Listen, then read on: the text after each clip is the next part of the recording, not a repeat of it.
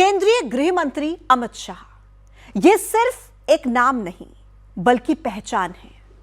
पहचान उस व्यक्तित्व की, उस शख्सियत की जो बेजोड़ है और जिसका कोई तोड़ नहीं। अमित शाह ने जो ठाना, जो कहा, वो करके दिखाया। जो वादा किया उसे निभाया। अमित शाह के शब्दों से ज्यादा उनका काम बोलता है, लेकिन जब अमित शाह बोलते हैं तो विरोधी पानी मांगते हैं। फैक्ट्स और फिगर्स के साथ अमित शाह हर झूठ का पर्दाफाश करते हैं और हर फेक नैरेटिव को धराशायी कर देते हैं। 2025 में भी अमित शाह जमकर दहाड़े और विपक्ष की धज्जियां उड़ा दी। 2025 में अमित शाह ने अपने बयानों से धमाल मचाया। उनके बयान खूब वायरल हुए। अमित शाह ने हर मुद्दे पर विपक्ष के प्रोपेगेंडा को एक्सपोज किया, जिससे अमित शाह 2025 के शहंशाह बने।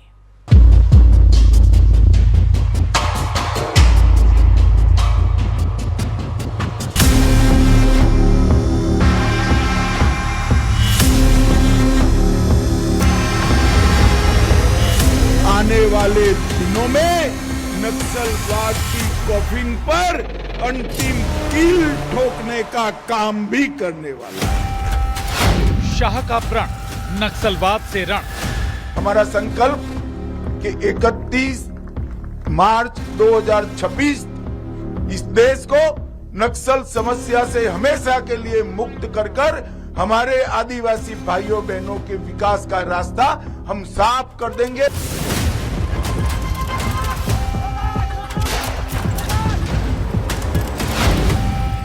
टूटा सब्र, लाल आतंक की खोदी कब। कोई सीज फायर नहीं होगा। सरेंडर करना है तो सीज फायर करने की जरूरत ही नहीं है। घुसपैठ पर प्रहार, देश से होंगे बाहर। हम इस देश में से एक एक घुसपैठिए को चुन चुन कर बाहर निकालेंगे। पीओके की लड़ाई, शाह ने कसम दोहराई। पाक ऑक्यूपाई कश्मीर आपने दिया था, मगर लेने का काम भारतीय जनता पार्टी की सरकार ही करेगी और कोई नहीं। शाह की ललकार, ऑपरेशन सिंदूर पर हुंकार। उरी में हमला हुआ, हमने सर्जिकल स्ट्राइक किया। पुलवामा में हुआ, एयर स्ट्राइक करा और पहलगाम में हमला किया। 100 किलोमीटर अंदर जाकर 9 अड्डों और 100 से ज्यादा आतंकवादियों को समाप्त। भगवा आतंक का प्रोपेगेंडा, विपक्ष का एक्सपोज एजेंडा। मैं आज दुनिया के सामने, देश की जनता के सामने गर्व से कहता हूं कि हिंदू कभी टेररिस्ट नहीं हो सकता। वोट चोरी पर वार, निशाने पर गांधी परिवार। भाई तो तब तो ये मतदाता सूची बहुत अच्छी होती है, तब से नए कपड़े पहनकर आप शपथ ले लेते हो। वंदे मातरम पर चर्चा, शाह ने खोला कांग्रेस का पर्चा। वंदे मातरम का विरोध आज भी जवाहरलाल नेहरू से लेकर आज के कांग्रेस के नेतृत्व तक कांग्रेस के खून के अंदर है।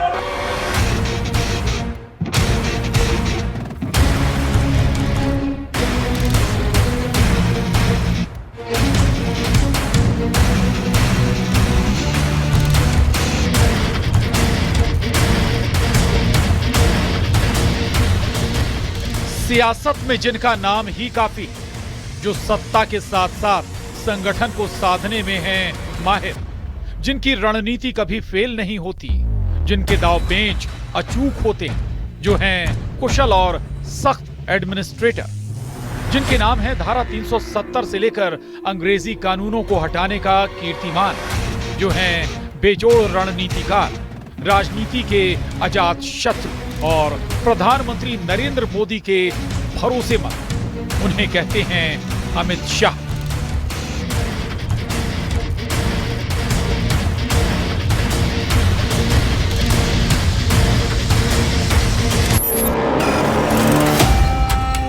आपकी मुंसफी से संसद नहीं चलेगी।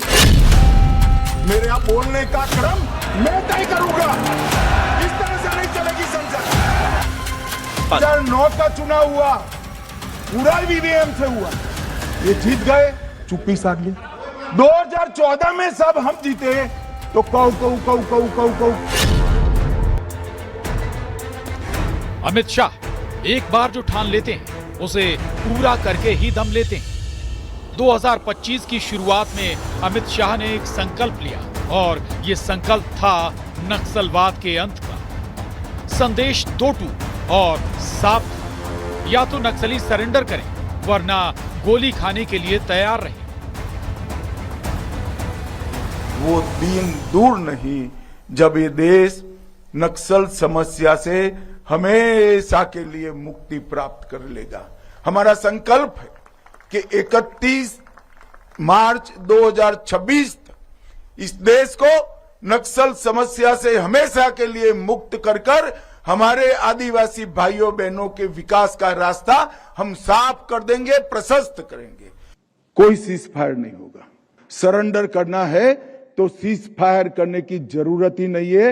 हथियार डाल दो, पुलिस एक भी गोली नहीं चलाएगी।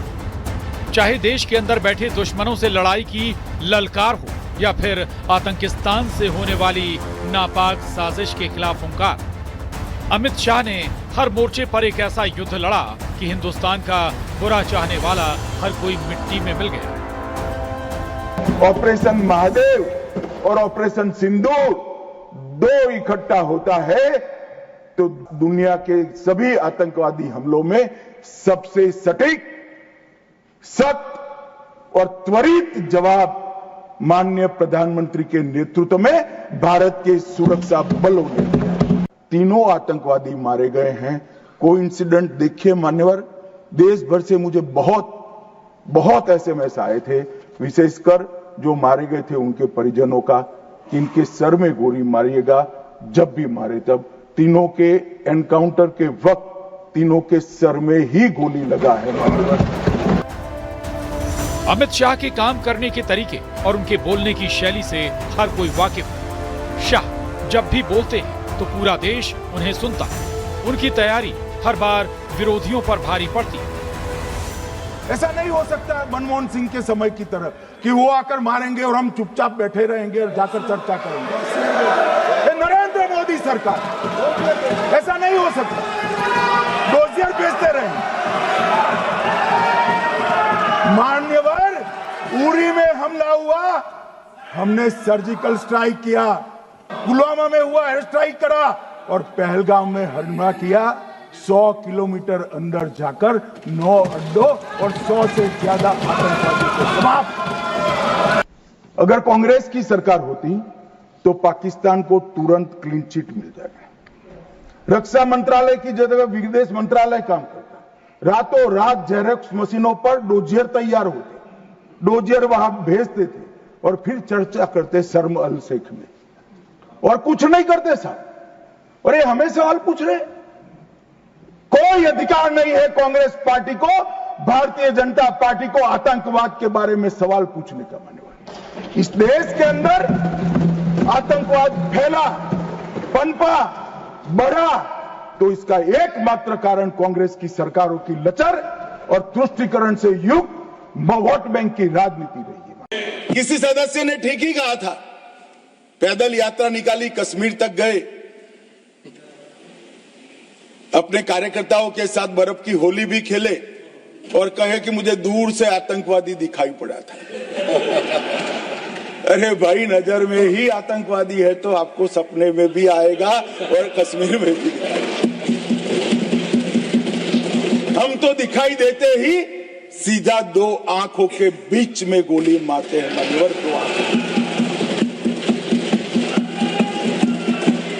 हमारी सरकार ना आतंकवाद को सह सकती है, ना आतंकवादियों को सह सकती है। वो अमित शाह ही हैं जिनकी रणनीति से जम्मू कश्मीर से धारा 370 की विदाई हुई, कश्मीर बदला और विकास के पथ पर चला। अब अगला एजेंडा पाक अधिकृत कश्मीर है, जिसका ऐलान खुद अमित शाह ने संसद से किया। पाक ऑक्यूपाई कश्मीर क्यों नहीं लिया, ये क्यों नहीं करा, वो क्यों नहीं करा। पहले तो वो सोचते थे कि कुछ ही नहीं होगा, हो गया तो ये क्यों नहीं हुआ।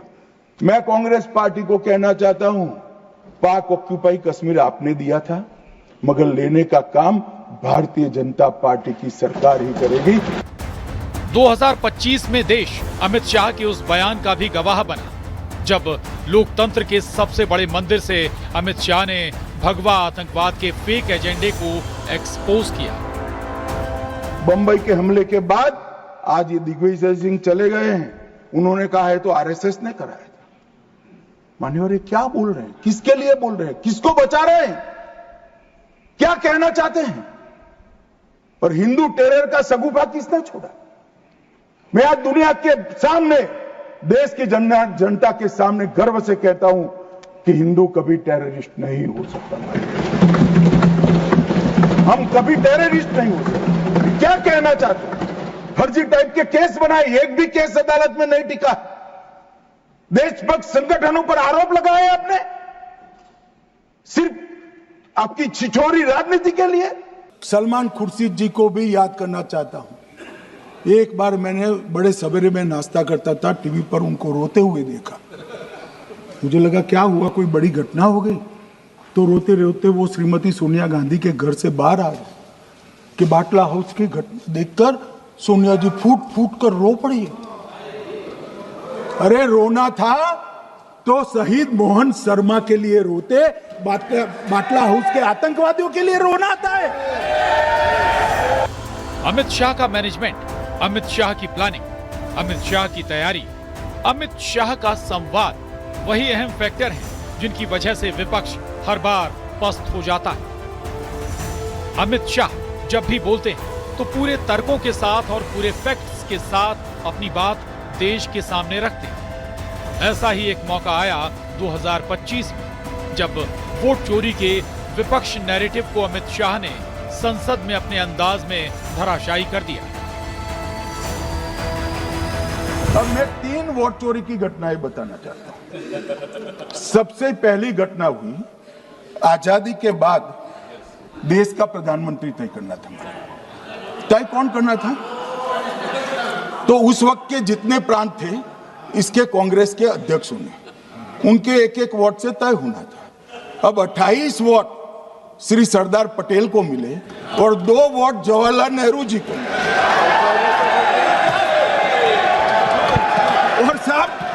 और साहब प्रधानमंत्री जवाहरलाल जी बने। मान्यवर, दूसरे प्रकार की वोट चोरी और नैतिक तरीके से चुनाव जीता, ऐसी वोट चोरी भी भूतकाल में एक बार हुई थी। श्रीमती इंदिरा गांधी रायबरेली से चुनी गई। इलाहाबाद हाईकोर्ट में श्री राजनारायण पहुंचे कि चुनाव नियमों के अनुसार नहीं हुआ। इलाहाबाद हाईकोर्ट ने ये तय कर दिया कि श्रीमती गांधी ने उचित तरीके से चुनाव नहीं जीता है, हम इसको रद्द कर दें। मान्यवर, ये भी वोट चोरी थी, बहुत बड़ी वोट चोरी थी। और उसके बाद में क्या हुआ? उसके बाद में वो वोट चोरी को ढकने के लिए संसद में कानून लाया गया कि प्रधानमंत्री के खिलाफ कोई केस ही नहीं हो सकता। तीसरी वोट चोरी का प्रकार मैंने बताया था कि योग्यता नहीं है और मतदाता बन जाना। अभी एक वाद पहुंचा है, वाद मतलब डिस्प्यूट पहुंचा है दिल्ली की सिविल अदालत में। उसमें डिस्प्यूट ये है कि सोनिया गांधी जी इस देश की नागरिक बनने से पहले मतदाता बने। विपक्ष के नेता ने जो प्रेस कॉन्फ्रेंस में कहा कि मतदाता सूची ठीक नहीं है, इसको सुधार करना चाहिए। तो भाई गहन पुनर्निरीक्षण क्या है, एसआईआर क्या है? मतदाता सूची का सुधार करने की प्रक्रिया है और वो कर रहे हैं तो भी विरोध कर रहे हैं, पुरानी मतदाता सूची कर रहे हैं तो भी विरोध कर रहे हैं। भाई मतदाता सूची पुरानी हो या नहीं, आपका हारना तय है। 2025 में एक बार फिर अमित शाह के नाम बड़ी चुनावी जीत की उपलब्धि भी हासिल हुई। शाह की रणनीति ने बिहार में महागठबंधन को ऐसी पटकनी दी कि एनडीए की सीटें 200 पार पहुंच गई। अमित शाह ने बिहार में 36 रैलियां की, इनमें से करीब सारी सीटों पर एनडीए की जीत हुई। गृह मंत्री अमित शाह का स्ट्राइक रेट 92% से ज्यादा का रहा। यानी अमित शाह की बातों पर न सिर्फ पार्टी के कार्यकर्ताओं और बागियों को भरोसा है, बल्कि जनता को भी उनकी बातों पर कितना विश्वास है, इसका रिफ्लेक्शन बिहार चुनाव में देखने को मिला। बिहार की शानदार जीत के बाद अमित शाह ने दावा भी कर दिया कि अगला नंबर बंगाल और तमिलनाडु का है। एसआईआर का विरोध करोगे तो बिहार की जगह बंगाल और तमिलनाडु में भी साफ। मान्यवर, इस 140 करोड़ की जनता का जनादेश ईश्वर का आदेश होता है। हमारे यहाँ तो कहते हैं ना कि जनता ही जनार्दन है, तो जनता का फैसला श्री कृष्ण का फैसला होता है, जनार्दन का फैसला। और वो जनता के फैसले को ये लोग वोट चोरी इस तरह की भाषा का प्रयोग करते हैं। जनता देख रही है, जनता आंख मूंद कर नहीं बैठी। ये 200 बार भी बहसकार करेंगे, एक भी अवैध घुसपैठियों को इस देश में हम वोट नहीं देंगे।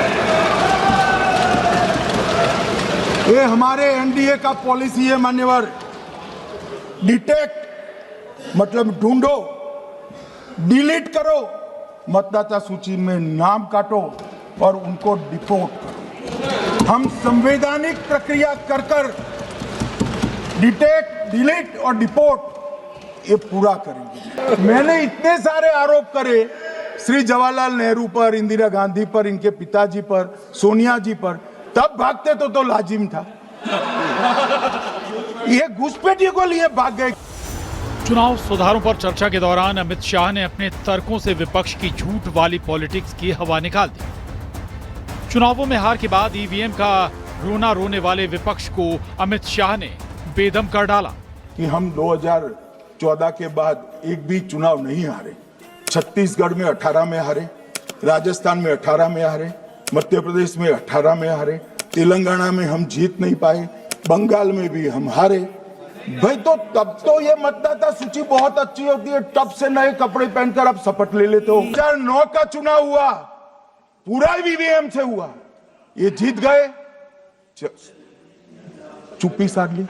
2014 में सब हम जीते तो कौ चालू। वोट चोरी पर चर्चा के दौरान एक वक्त ऐसा भी आया जब अमित शाह ने विपक्ष को अपने अंदाज में संसदीय मर्यादा का पाठ भी पढ़ाया। साथ ही ये भी बता दिया कि बीजेपी क्यों चुनाव जीतती और कांग्रेस हर बार क्यों हार का रिकॉर्ड बनाती। विपक्ष के नेता महोदय कहते हैं कि पहले मेरी बात का आप जवाब दीजिए, मैं सुनना चाहता हूं। आपकी मुंसफी से संसद नहीं चलेगी, मेरे आप बोलने का क्रम मैं तय करूंगा, इस तरह से नहीं चलेगी संसद। मान्यवर, उनको धैर्य रखना चाहिए, उनको धैर्य रखना चाहिए मेरा जवाब सुनने का। इनकी एक एक बात का जवाब मैं दूंगा, मगर मेरे भाषण का क्रम वो तय नहीं कर सकते, मैं करूंगा क्योंकि मैं बोल रहा हूं। इन्होंने कहा कि वोट चोरी से जीतते हैं, वोट चोरी से नहीं जीते हैं। आपने सर्जिकल स्ट्राइक का विरोध किया इसलिए हम जीते हैं, आपने एयर स्ट्राइक का विरोध किया इसलिए जीते हैं, आपने 370 हटाने का विरोध किया इसलिए जीते हैं, आपने राम मंदिर बनाने का विरोध किया इसलिए जीते हैं, आपने घुसपैठियों को हटाने का विरोध किया इसलिए जीते हैं, आपने सीएए का विरोध किया इसलिए हम जीते हैं, आपने ट्रिपल तलाक हटाने का विरोध किया इसलिए जीते हैं, और आप वन नेशन वन इलेक्शन का विरोध कर रहे हो इसलिए हम फिर से जीते हैं। एक प्रेस में कोई सवाल पूछता है तो कहते हैं बीजेपी के एजेंट को, केस हारते हैं तो जज पर आरोप कर देते हैं, चुनाव हारते हैं तो ईवीएम पर आरोप करते हैं, ईवीएम की दलील अब गले नहीं उतरती तो वोट चोरी का मुद्दा लेकर आए, वोट चोरी का मुद्दा लेकर पूरा बिहार में यात्रा निकाली, फिर भी हार गए। अब हारने का कारण आपका नेतृत्व है, ये हारने का कारण ईवीएम और मतदाता सूची नहीं। और अगर ये मानते हैं मान्यवर, अगर ये मानते हैं कि इनको कोई पूछने वाला नहीं है, भगवान करे मैं गलत पड़ जाऊं, कांग्रेस के कार्यकर्ता इनका हिसाब मांगेंगे। एक दिन कांग्रेस के कार्यकर्ता इनका हिसाब मांगेंगे। 2025 में राष्ट्रीय गीत वंदे मातरम के 150 साल पूरे हुए तो बारी एक बार फिर अमित शाह की आई। संसद में चर्चा हुई और अमित शाह ने एक बार फिर कांग्रेस की तुष्टीकरण वाली सियासत की हवा निकाल दी। मेरे जैसे कई लोगों का मानना है कांग्रेस पार्टी को पसंद आए ना आए, अगर वंदे मातरम के तुष्टीकरण की नीति के तहत 2 टुकड़े न करते तो देश का बंटवारा नहीं होता और देश पूरा होता। वंदे मातरम कांग्रेस पार्टी के आजादी के आंदोलन का एक मंत्र बना था। वो वंदे मातरम के महिमा मंडन करने के लिए जब लोकसभा में चर्चा हुई, गांधी परिवार के दोनों सदस्य नदारद थे, 2 में से एक भी। वंदे मातरम का विरोध आज भी जवाहरलाल नेहरू से लेकर आज के कांग्रेस के नेतृत्व तक कांग्रेस के खून के साथ। नए वक्फ कानून को लेकर जब सड़क से सदन तक हल्ला मचा तो एक बार फिर अमित शाह ने मोर्चा संभाला और हर बार की तरह अपने अंदाज में विपक्ष के झूठ का पर्दाफाश किया। शाह ने बताया कैसे भ्रम फैलाकर अल्पसंख्यकों को डराया गया और कैसे डराया जा रहा है और कैसे उस डर की खेती पर वोटों की फसल बोई गई। सीए आया कि मुसलमानों की नागरिकता चली जाएगी। जिन जिन ने भाषण किया है, एक मुसलमान की नागरिकता गई है तो बता दो। मुसलमान भी जानता है। और मैं तो आपके माध्यम से देश के मुसलमानों को अपील करना चाहता हूं, मान्यवर, मैंने बहुत झेला है। एक कहते थे कि सीए कानून मुसलमानों की नागरिकता लेने 2 साल हो गए, एक भी मुसलमान की नागरिकता गई है तो सदन के पटल पर रखी। कितना झूठ फैलाया इन्होंने। मान्यवर, धारा 370 हटाई। एक कह रहे थे मुसलमानों का ये हो जाएगा, वो हो जाएगा। फिर से उमर अब्दुल्ला जीत कर आज शासन कर रहे हैं। आतंकवाद समाप्त हो गया, विकास शुरू हो गया, पर्यटन बढ़ गया। मान्यवर, एक कांग्रेस पार्टी और उसके साथियों ने मुसलमान भाइयों को डरा डरा कर अपनी वोट बैंक खड़ी करने का काम किया। मान्यवर, यहां एक सदस्य ने कह दिया माइनॉरिटी इस कानून को स्वीकार नहीं करेगी। क्या धमकाना चाहते हो भाई? संसद का कानून है, सबको स्वीकार करना पड़ेगा। स्वीकार नहीं करेंगे मतलब क्या है? कैसे बोल सकते हैं कोई हम कानून को स्वीकार नहीं करेंगे? एक कानून भारत सरकार का है, हर एक पर बंधन करता होगा और इसको स्वीकार करना पड़ेगा। 2025 में अमित शाह के खूब बयान वायरल हुए। एक बयान वो भी रहा जिसमें सदन के पटल से अमित शाह ने गर्व से आरएसएस की विचारधारा बताई। उन्होंने कहा कि महत्वपूर्ण पद पर आरएसएस की विचारधारा के लोग रख लिए जाते हैं, तो इसमें क्या आपत्ति है भाई? क्या इस देश में कोई कानून बना है कि आरएसएस की विचारधारा वाले हैं उनको कोई महत्वपूर्ण? अरे इस देश का प्रधानमंत्री आरएसएस की विचारधारा वाला है, इस देश का गृह मंत्री आरएसएस की विचारधारा वाला है और जनादेश से बनकर आए, आपकी कृपा से बनकर नहीं आए। कोई आरएसएस की विचारधारा क्या? देश के लिए मरना ही आरएसएस की विचारधारा। देश को समृद्धि के परम शिखर पर ले जाना ही आरएसएस की विचारधारा है। देश की संस्कृति का झंडा बुलंद करना ही आरएसएस की विचारधारा। ये क्या समझाते हैं? हम ऐसे मान लेंगे? हम नहीं डरते साहब किसी से, हम नहीं डरते। मैं मेरी ही बात करता हूं। मैं तो 10 साल का था और नारे लगाता था, आसाम की गलियां सुनी है, इंदिरा गांधी खूनी है। हम तो वहां से लड़ते लड़ते आए हैं, हम नहीं डरते मानिए। अमित शाह, कोई उन्हें राजनीति का चाणक्य कहता है तो कोई उन्हें सियासत का जादूगर। टास्क जितना मुश्किल होता है, अमित शाह की रणनीति उतनी ही सटीक होती और यही कला उन्हें अजेय बनाती। अमित शाह के चक्रव्यूह को भेदने की कला 2 दशक बाद भी उनके राजनीतिक विरोधी ठीक से सीख नहीं सके। 2014, 2019 और 2024 में जीत के बाद अब अमित शाह का चक्रव्यूह अगले 3 चुनावों के लिए भी तैयार है। 2014 से मान्यवर जातिवाद, तुष्टीकरण और परिवारवाद को एक साथ नरेंद्र मोदी ने समाप्त कर विकास की राजनीति इस देश में प्रस्तावित की। पॉलिटिक्स ऑफ परफॉर्मेंस परफॉर्म करिए और चुनकर आइए। 3 टर्म मोदी जी को चुना है और 3 टर्म भारतीय जनता पार्टी की सरकार रहने वाली है। मेरी बात ठीक कर